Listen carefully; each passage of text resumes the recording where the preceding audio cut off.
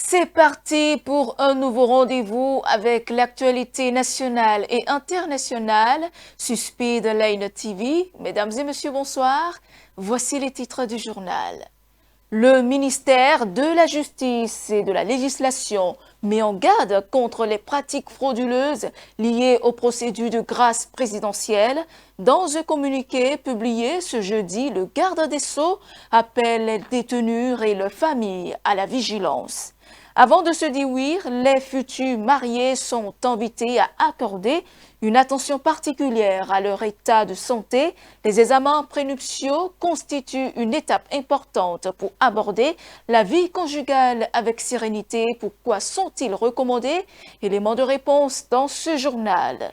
Et dans l'actualité internationale, Donald Trump accuse une nouvelle fois la Chine d'ingérence dans l'élection présidentielle américaine de 2020. Il réaffirme également ses accusations de fraude lors du scrutin remporté par Joe Biden.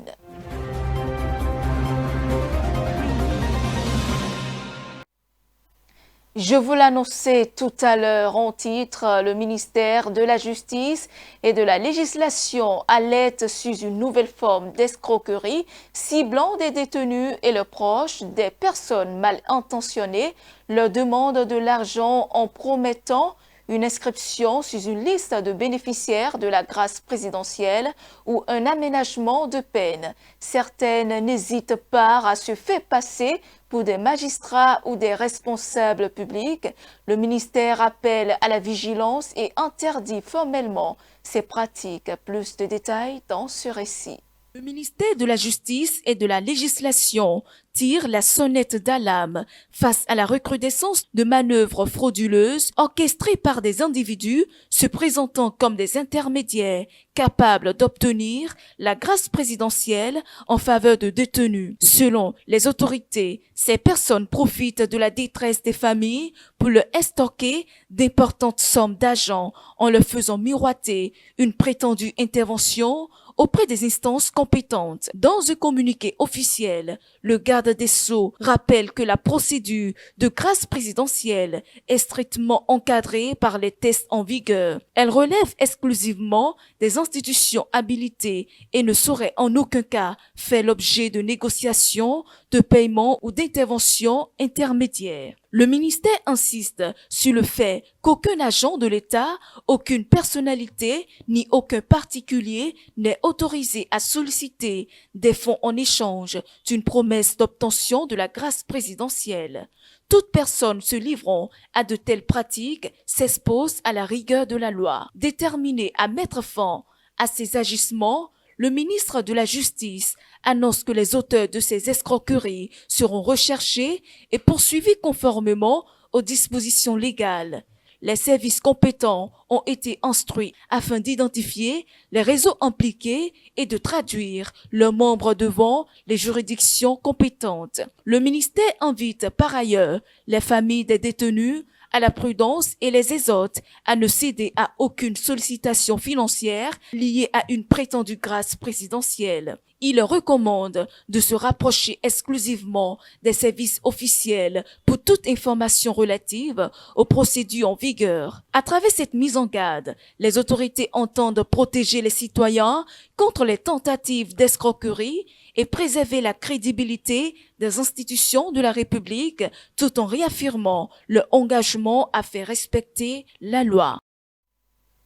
Autre temps fort de l'actualité au lendemain de la clôture de la première session ordinaire de l'année 2026, le groupe parlementaire Union progressiste Le Renouveau a échangé ce jeudi avec la presse pour faire le point des travaux menés à l'Assemblée nationale et réaffirmer son soutien aux réformes engagées pour le développement du Bénin suivant. Tout au long de cette première session ordinaire de l'année 2026, les membres de notre groupe parlementaire se sont distingués par leur assiduité, leur sens élevé du devoir et leur engagement constant au service de la République. Nous saluons la qualité de leur participation aux travaux des commissions permanentes où leur expertise, leur sens critique et leur maîtrise des dossiers ont permis d'enrichir substantiellement les projets de loi examinés. Nous tenons surtout à souligner leur remarquable contribution au débat en séance plénière par la pertinence de leur analyse, la rigueur de leur argumentation, la qualité de leur intervention et leur attachement constant à l'intérêt général. Ils ont largement contribué au rayonnement des travaux parlementaires et à la consolidation de la fonction législative. On a parlé du vote de la loi de règlement, gestion 2024. Donc le vote de la loi de règlement est une action phare de contrôle de l'action du gouvernement. Donc ça c'est le premier point. Deuxièmement, la commission des finances est en activité, en forte activité. La semaine dernière, nous étions à Zalaï. Le président de l'Assemblée nationale est venu ouvrir un séminaire international délocalisé sous l'égide de l'Association africaine des commissions des finances et des comptes publics, l'AFROPAC, sur le thème renforcement du contrôle parlementaire des dépenses publiques. Et c'est tous les acteurs de la chaîne des dépenses qui ont été réunis ensemble avec les corps de contrôle comme la Cour de comptes et autres. Et nous avons passé 3 jours sur le contrôle, le renforcement du contrôle parlementaire des dépenses publiques. Ça, c'est le contrôle de l'action gouvernementale. Troisièmement, nous sommes en séminaire depuis hier à Boycon. Le président de l'Assemblée est venu lancer le séminaire d'appropriation et d'exploitation du rapport d'exécution de la loi de finances en cours, gestion 2026, au 31 mars. Ça, c'est le contrôle de l'action du gouvernement. Le gouvernement vient d'être installé également. L'autre gouvernement était en train de finir. Et vous avez vu qu'après les élections communales, où on était en campagne, après notre installation, on est retourné en campagne pour les présidentielles. Donc ça ne donne pas trop le temps de pouvoir s'asseoir et fouiller et contrôler. Mais néanmoins, il y a quand même déjà eu une question qui est rentrée dans le circuit. C'est la question de notre collègue Tamoumbio Sarako, qui a posé une question sur la baisse drastique du prix des produits vivriers, notamment le maïs, qui peut démotiver le producteur. D'ici quelques jours, nous serons dans nos localités où nous allons mener des activités de reddition de comptes également, parce que la base qui nous a envoyé ici, il n'y a pas, c'est pas eux tous qui sont câblés 24 heures sur 24 heures à écouter ce que nous disons ici. Donc notre rôle premier est de descendre à la base et de leur dire du fond en comble ce qui s'est passé à l'Assemblée nationale pour qu'ils aient les informations au fur et à mesure que nous travaillons. Toujours au Parlement, deuxième groupe politique représenté à l'Assemblée nationale, le groupe parlementaire Bloc républicain a lui aussi rencontré la presse. Cette conférence a été consacrée au bilan de la participation de ces députés aux travaux de la première session ordinaire de l'année 2026. Le reportage. 2 propositions de loi introduites par les députés Hassan Seibou et Natonde Ake, l'une portant sur la loi organique du Conseil économique et social et l'autre sur le médiateur de la République. Ces 2 lois concourent à insérer la fonction indépendante du médiateur sous la responsabilité du premier vice-président du Conseil économique et social. Une proposition de loi portant abrogation du titre 2 du livre 1er de la loi portant code électoral du Bénin, introduite par l'honorable Augustin Ahonvouebla. 2 projets de loi portant autorisation de ratification des conventions par le gouvernement. La première signée avec l'UEMOA relative à la commission bancaire et la seconde portant sur la protection et l'utilisation des cours d'eau transfrontalières et les lacs internationaux. 6 projets de loi dans différents domaines, notamment l'environnement en République du Bénin, le code de la faune et des forêts, la répression du faux monnayage, la loi de finances rectificative gestion 2026, l'organisation et l'exercice en clientèle privée des professions médicales, la modification de l'article 94 de la loi relative aux distinctions honorifiques nationales. Dans cette session parlementaire, le groupe parlementaire Bloc républicain s'est distingué par la qualité des interventions et contributions de ses membres sur tous ces sujets, tant dans les ateliers, les commissions que les séances plénières. C'est distingué aussi par la discipline impeccable des membres du groupe, par aussi la ponctualité et la présence remarquable. Cela a permis de porter les idéaux dans les débats et les positions du bloc républicain et d'affirmer et traduire dans les faits le soutien indéfectible du bloc républicain et son groupe parlementaire aux actions du gouvernement du président Romuald Ouadani. Notre groupe a fait le serment au peuple béninois dans sa déclaration de constitution de porter ses préoccupations au cœur de tout débat qui sera mené au sein de l'hémicycle, notamment dans tous les projets et propositions de loi.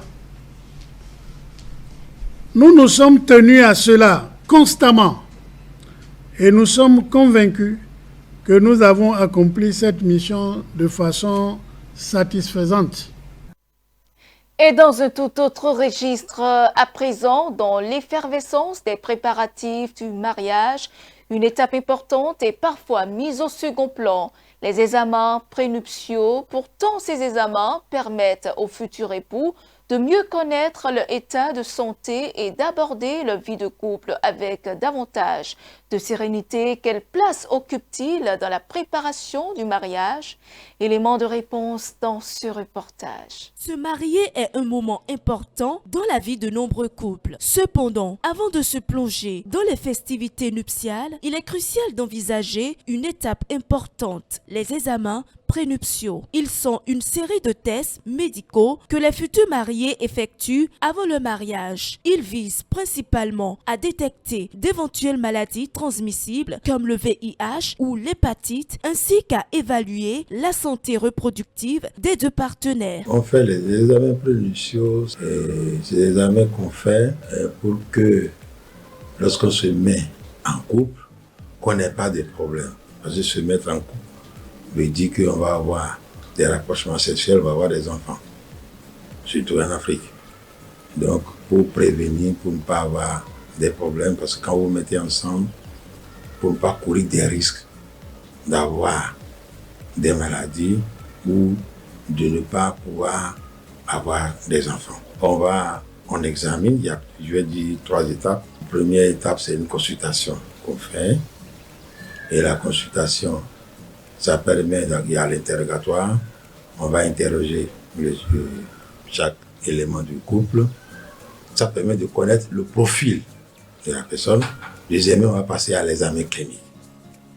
Puisque c'est l'examen prénuptial qu'on examine, on va faire l'examen gynécologique pour voir si les organes génitaux sont bien en forme.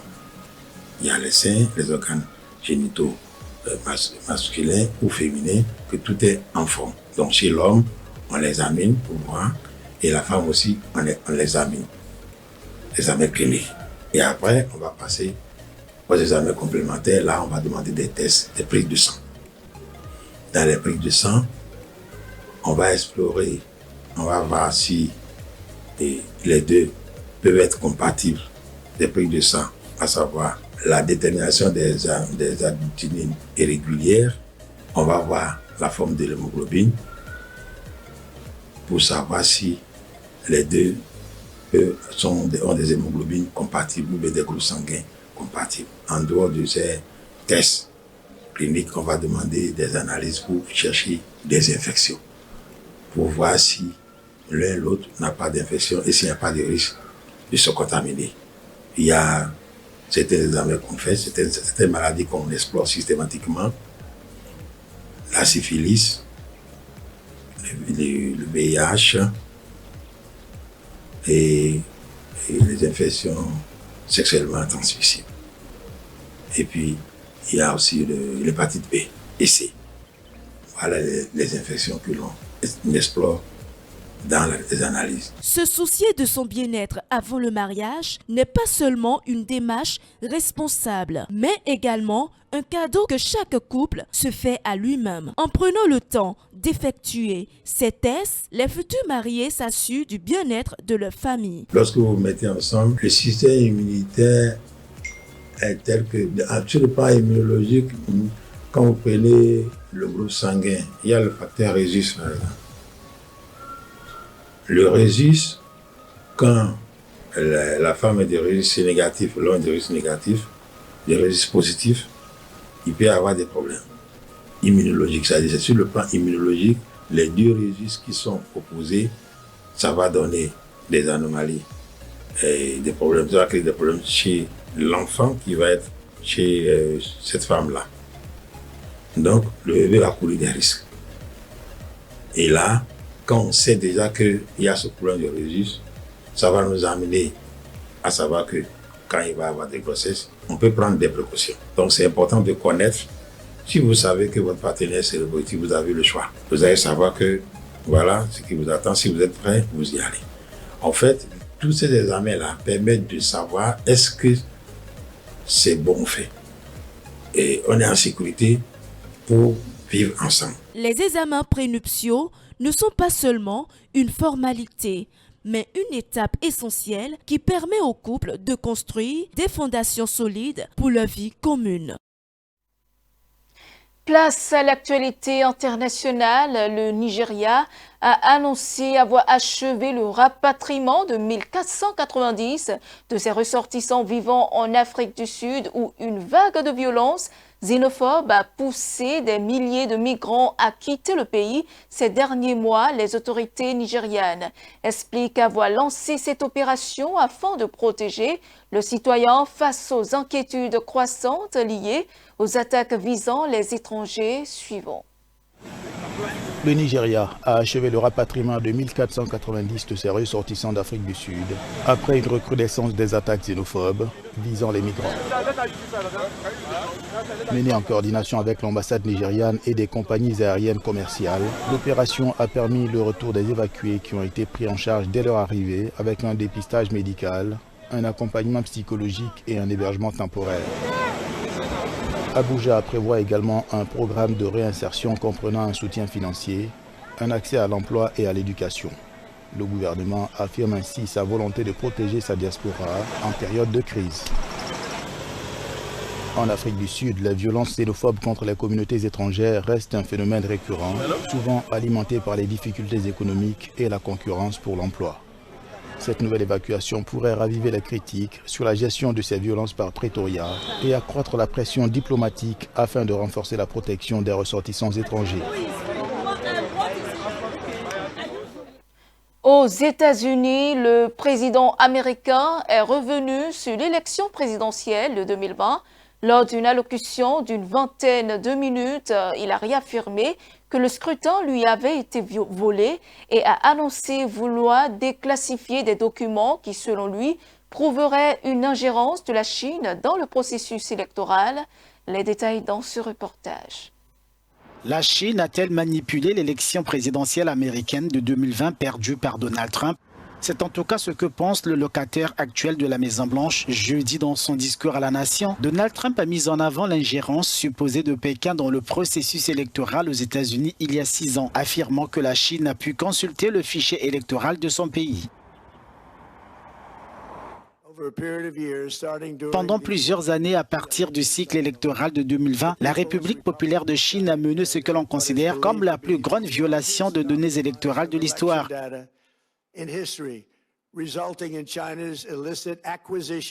Ce qui a permis à la Chine d'acquérir illicitement 220 millions de dossiers d'électeurs américains. Ces informations comprennent les noms, adresses, numéros de téléphone, préférences politiques et autres données sensibles nécessaires pour s'inscrire sur les listes électorales et se livrer à d'autres activités malveillantes. C'est ce qui s'est produit exactement. C'est ce qui s'est produit exactement. Mais selon des experts, aucune information crédible n'a été révélée montrant une manipulation de dépouillement des votes en 2020 par des acteurs étrangers. Des observateurs estiment par contre que Trump s'est concentré sur la Chine tout en passant sous silence la Russie. Moscou, selon les responsables des services de renseignement, aurait favorisé Trump en 2016 et 2020. Donald Trump a remis la thèse du complot au goût du jour à l'approche des élections de mi-mandat aux États-Unis. Le système électoral américain régi par les États et non par le gouvernement fédéral constitue un atout, rassurent les experts en sécurité électorale. Ainsi donc prend fin cette édition. Merci de votre aimable attention. Suivez-nous en continu sur speedlinetv.bj/live et sur nos différents canaux digitaux Facebook, YouTube et TikTok.